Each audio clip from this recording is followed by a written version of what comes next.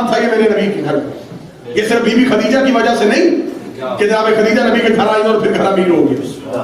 یہ خود اتنا امیر خاندان تھا کہ عرب میں مکہ میں جب قحط پڑتا تھا تو جس کے گھر سے شوربے میں بھگوئی روٹی ملتی تھی اسے ہاشم کہتے تھے.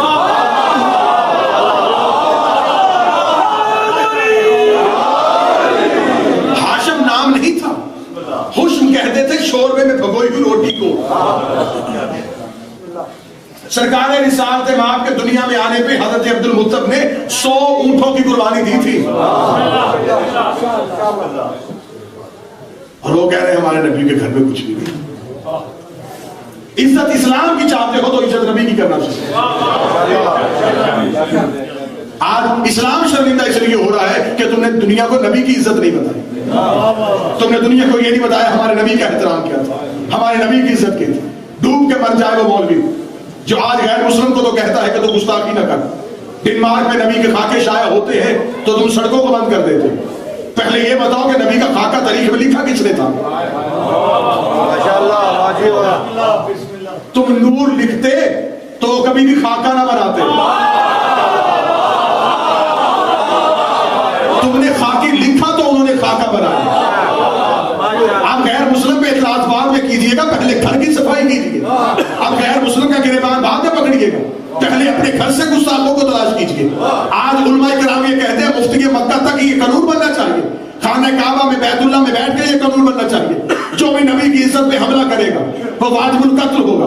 جو بھی نبی کی توہین کرے گا, جو بھی منکر رسالت ہوگا, جو بھی گستاخ رسول ہوگا, اسے سزا ملنی چاہیے. لیکن پہلے یہ تو بتاؤ کہ عزت رسالت کا معیار تمہارے پاس کیا ہے؟ عزت رسالت کا معیار یہ ہے کہ کوئی عیسائی بیٹھ کے فلم بنا دے تو تم کہو یہ گستاخ رسول ہے. آؤ میں تمہیں تمہاری کتابوں سے ثابت کروں. تم نے بڑے بڑے گستاخوں کو اپنے گھروں میں پناہ دی ہوئی ہے, تم نے اپنی تاریخ کے اوراق میں اسے چھپایا ہوا ہے. اگر ہم سے پوچھتے ہو ہماری نظر میں ہر وہ بندہ گستاخ رسول ہے جو نبی کو اپنے جیسا سمجھتا ہے. ہماری نظر میں ہر وہ بندہ توہین رسالت کرتا ہے جو نبی سے بکریاں چلاتا ہے. ہماری نظر میں ہر وہ بندہ گستاخ رسول ہے جو نبی کے سینے کا آپریشن کرواتا ہے. ہماری نظر میں ہر وہ بندہ توہین رسالت کرتا ہے جو نبی کو جبریل کے ذریعے سے پڑھاتا ہے. ہماری نظر میں ہر وہ بندہ گستاخ رسول ہے جو نبی کے دماغ میں شک کرتا ہے. ہماری نظر میں ہر وہ بندہ گستاخ رسول ہے جو نبی کو چھوڑ کے بھاگ جاتا ہے. ہر اس بندے کو پھانسی دو اگر نہیں دے سکتے. جتنی محبتیں آپ نے دی کبھی بھی زندگی میں فراموش نہ ہو سکیں گی. راتوں رات مسجد بنی مدینے کی. آخری جملہ کہہ کے اپنے محترم اور بالکل سگے بھائیوں کی طرح منظر مہدی صاحب آئیں گے. میں بھی آپ کے ساتھ بیٹھ کے سنوں گا اور انتہائی مولا کا منظور نظر ذاکر. بسم اللہ بیچوں میں چلی گئی ہوں. راتوں رات مسجد بنی کیونکہ جشن ہے, جشن میں ہنسنا بھی ہوگا, اور یہ ہمارے لیے خوش قسمتی ہے کہ ہم ان کے گھر میں خوشی کے لیے آئے ہیں. میں اس کی مثال دیا کرتا ہوں کہ پاکستان میں فیصل آباد میرے گھر میں یا لاہور میں بھائی کے گھر میں خوشی ہو اور اولڈ میں راجہ عمران مٹھائی تقسیم کر رہا ہوں. لوگ پوچھے عمران کیا ہوا, وہ کہے گا جی وہ آصف علوی صاحب کے یہاں خوشی تھی تو میں یہاں منا رہا ہوں.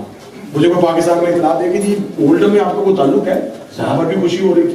میں کہوں گا میرے اپنے جو سے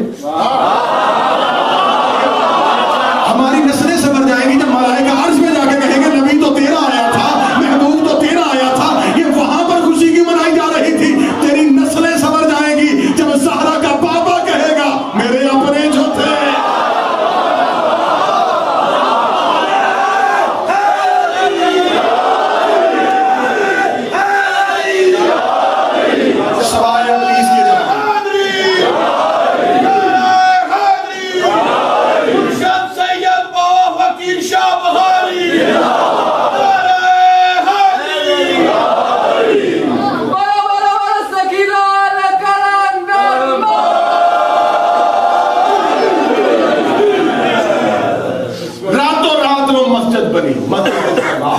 نوجوانوں تک یہ پیغام پہنچانا ضروری ہے. فجر کی نماز کی واجب رکعتیں 2 ہیں. بندہ جوش میں آ کے تیسری پڑھ دے پھر کیا ہوا, اللہ کی نماز ہی پڑھی, ہو جائے گی نماز. دو تھی تو اطاعت تھی، تیسری ہو گئی تو بغاوت ہو۔ دین ذاتی سوچ کا نام ہے۔ آج اس کی عربی ٹھیک ہو جائے وہ کہتا ہے وہ دین میں تبدیلی کرو، مرضی کا دین بنایا، روزانہ نت نئے انقلابات سامنے آتے کہ شاید معاذ اللہ صبح معاذ اللہ رسول کو چیزیں چھوڑ گئے تھے، وہ نہیں ہو سکی تو ہم پوری کرتے ہیں۔ دین اس چیز کا نام ہے، دین ہے رسول کی۔ اللہ ہم نے دیکھا نہیں مانا ہے، نبی نے کہا، اس کی زبان پہ یقین کا نام دین ہے۔ پھر جتنے رسولی بھائی بیٹھے محبت سے یہ پیغام بھی سن لینا، نبی کے کہنے پہ نام دیکھا اللہ مان لیتے ہو تو نبی کے کہنے پہ دکھایا ہوا ہاتھ بھی،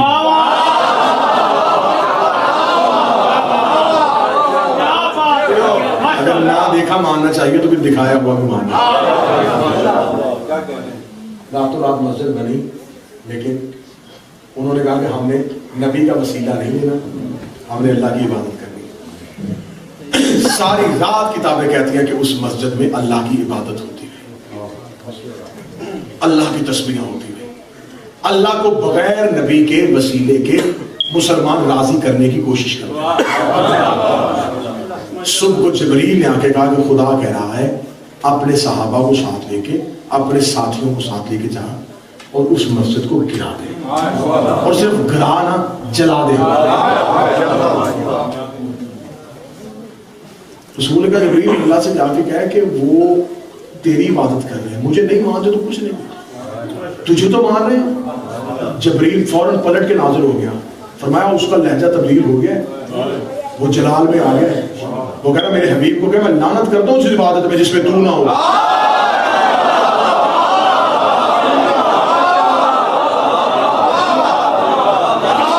مجھے وہ عبادت چاہیے نہیں جس میں تو نہیں، تو نے میرا بتایا ہے کہ میں ہوں، مجھے تو دیکھتا ہی کوئی نہیں تھا، تو نے پتھر کھا کھا کے بتایا، تو نے پتھر کھا کھا کے بتایا کہ اللہ ہے، جب تو نے مجھے منوایا کہ میرا حق بنتا ہے کہ میں تجھے منواؤں۔ قیامت تک جہاں بھی لا الہ الا اللہ ہوگا وہاں پہ محمد رسول اللہ ہوگا، کیونکہ تو نے بتایا۔ آج قادیانی غیر مسلم تو یہ صرف میری قوم کو یہ اعزاز حاصل ہے، یہ صرف فخر ہے میری قوم کے پاس اور میرے اس بزم کے پاس، میرے شہر کو یہ اعزاز حاصل ہے، میری دھرتی میں وہ مرد کلندر سویا ہوا ہے جس کا نام مبلغ اعظم مولانا اسماعیل، جن کی قبریں ہمارے جسموں سے نہیں ہیں۔ مبلغ اعظم مولانا اسماعیل وہ شخصیت ہے جنہوں نے قادیانیوں کو غیر مسلم قرار دیا، اور یہ باتیں میری قوم کے بچوں کے ذہنوں میں ہونی چاہیے کہ اس دور میں مرزا ناصر مرزیت کا ہیڈ تھا اور وہ اخبارات میں اشتہار چھایا کروا رہا تھا، وہ کہہ رہا تھا مسلمانوں ہماری بستیاں نہ جلاؤ، ہمارے ساتھ مناظرہ کرو، ہم تمہیں تمہاری کتابوں سے ثابت کریں، تمہاری کتابوں میں لکھا ہے کہ نبی کے بعد نبی آنے کی گنجائش ہے، کیونکہ تم نے ایک من گھڑت حدیث لکھ دی تھی کہ نبی نے کہا تھا کہ میرے بعد نبی ہوتا تو کوئی ہوتا۔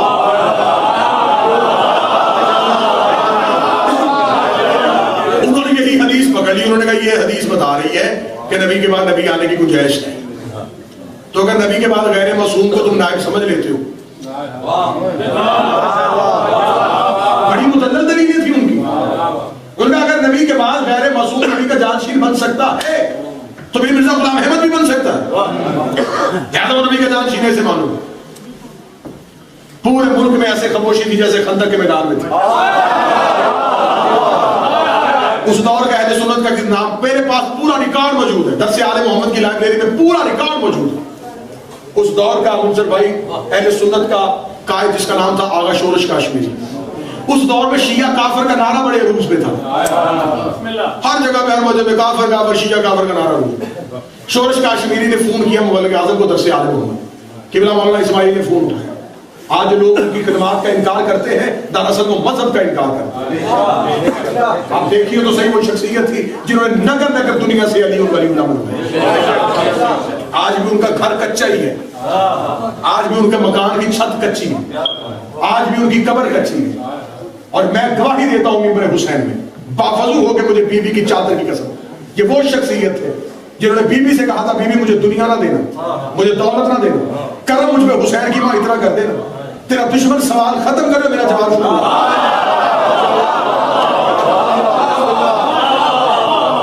نگر نگر لوگوں سے انہوں نے حق کے سہارا بنوایا اور بی بی کے حق کے لیے نکلا. شورش کاشمیری نے فون کیا, مملکہ آپ نے فون اٹھایا, انہوں نے کہا مولانا اسماعیل صاحب میں شورش کاشمیری بول رہا ہوں. فرمایا جی فرمائیے. جی وہ آپ اخبارات پڑھتے ہیں؟ جی میں روزانہ پڑھتا ہوں. وہ مرزا ناصر کا آپ بیان پڑھ رہے ہیں؟ مولانا صاحب نے کہا جی میں پڑھ رہا ہوں. تو کیا خیال ہے آپ کا؟ مولانا صاحب نے کہا جی انہوں نے مجھے تو نہیں کہا. جس دن مجھے کہیں گے میں آپ سے کسی سے بھی نہیں پوچھوں گا. نہیں مولانا صاحب یہ دیکھیں آپ پھر کوئی تفریح کی بات کر رہے ہیں. ہاں ہے تو ایک ہی نا جی. مجھے جو نہیں یاد ہے کہ مبارک اعظم کے جب انہوں نے کہا ہم آپس میں نصیحت سنی, ہم سارے ایک ہیں, ہمارے نبی کی عزت کی بات ہے. بے شک. مولانا صاحب نے کہا جی شورش کاشمیری صاحب آپ بڑے معتدل آدمی ہیں, میں آپ کی عزت کرتا ہوں, قدر کی نگاہ سے دیکھتا ہوں. آپ پہلے اپنے علماء کرام کو بٹھا کے مشورہ کر لیں کہ کیا آپ کے مذہب میں کافر سے مدد مانگنے کی گنجائش ہے؟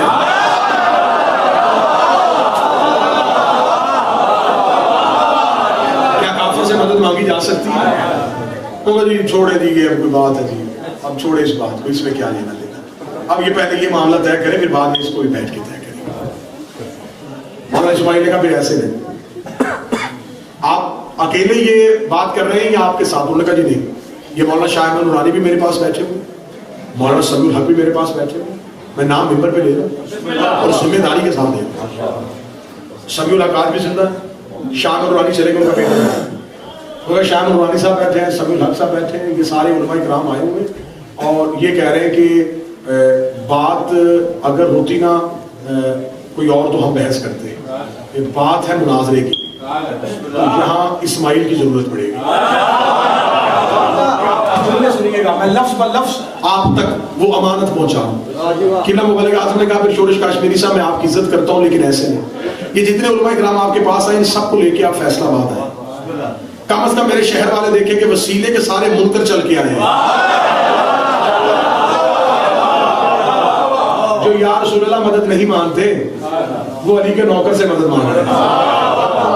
میں آنے کے لیے تیار, باقاعدہ پوری وین درس آل محمد پہنچ, مبلغ اعظم کے ساتھ بیٹھ کے کھانا کھایا. مبلغ اعظم مولانا اسماعیل کو ساتھ لیا. مناظرہ تھا پارلیمنٹ ہاؤس میں, کسی بند مسجد کے حجرے میں تھے, پارلیمنٹ ہاؤس میں مناظرہ.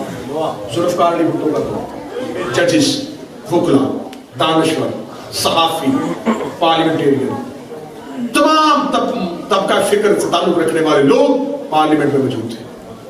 مرزا ناصر اپنے حواریوں کے ساتھ بیٹھا ہوا تھا, اقتدار کر رہا تھا. آؤ پہلے ہمیں غیر مسلم قرار دو, پھر ہم کہیں گے کہ ٹھیک ہے ہم قادیانی غیر مسلم ہیں, ہم تمہیں تمہاری کتابوں سے اپنا عقیدہ ثابت کر کے دکھائیں گے. مرزا ناصر کرسی میں بڑا زمان تھا. اس دور میں مسلمانوں کے حل خوش تھے کہ اس بلا کو کون دیکھے گا, کون سمجھائے گا. 35 زبانوں کا وہ ماہر تھا, کئی علوم میں اس کی قدرت تھی. وہ بیٹھا ہوا تھا اور چھوٹی چھوٹی کتابیں پڑھ کے اپنے آپ کو مفتی کہلوانے والے اس کے سامنے گردنیں جھکا کے کھڑے تھے. دین خطرے میں جا رہا تھا. پارلیمنٹ ہاؤس کا دروازہ کھلا, لوگوں نے دیکھا کہ اب کون آ رہا ہے. جب پارلیمنٹ ہاؤس کے دروازے کی طرف لوگوں نے دیکھا, قبلہ مبلغ اعظم سر پہ کلا, اس شعار کے ساتھ پارلیمنٹ ہاؤس میں داخل ہوا. پیچھے شاگردوں کے سروں پہ کتابوں کے بکسے. مبلغ اعظم مولانا اسماعیل چلنا شروع ہوئے اور شان بے نیازی کے ساتھ مرزا ناصر کی آنکھوں میں آنکھیں ڈال کے دیکھ رہے تھے. مرزا ناصر نے مبلغ اعظم مولانا اسماعیل کو آتے ہوئے دیکھا. مجھے عزت عباس کی قسم ہے یہ باتیں اور ریکارڈ ہے. مرزا ناصر نے مبلغ اعظم مولانا اسماعیل کو آتے دیکھا, اس نے جلدی سے اپنی کرسی چھوڑی, سیڑھیاں اتر کے مبلغ اعظم مولانا اسماعیل کے سامنے آ گیا. آگے ہاتھ باندھ کر کہا آپ کیوں آ گئے ہیں, آپ کیوں آ گئے ہیں؟ جماعتوں نے مناظرے کا چیلنج کیا تھا اور یہ مسئلہ میرے سردار کے سردار کی سرداری کا ہے, یہ مسئلہ میرے علی کے مولا کا ہے, یہ مسئلہ میرے مولا کے مولا کا ہے. میرے ساتھ چاند پہ جا کے